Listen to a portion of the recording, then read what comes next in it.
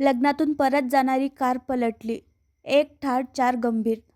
दोघांची प्रकृती चिंताजनक. हिवरखेड तेल्हारा राज्य मार्गावर हिवरखेड ते गोड्डा दरम्यान पंचमुखी हनुमान मंदिर जवळ कार पलटून भीषण अपघात झाल्याची घटना घडली आहे.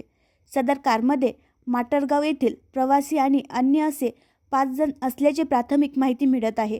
या अपघातातील एक जण दगावल्याची आणि अन्य 4 जखमींमधील दोघांची प्रकृती चिंताजनक असल्याची माहिती प्राप्त झाली आहे. जखमींना उपचारासाठी आधी तेल्हारा आणि नंतर अकोला येथे रुग्णालयात नेल्याची प्राथमिक माहिती समोर आली आहे. घटनेची माहिती मिळताच हिवरखेड ठाणेदार गजानन राठोड आणि पोलीस ताफा घटनास्थळी हजर झाला.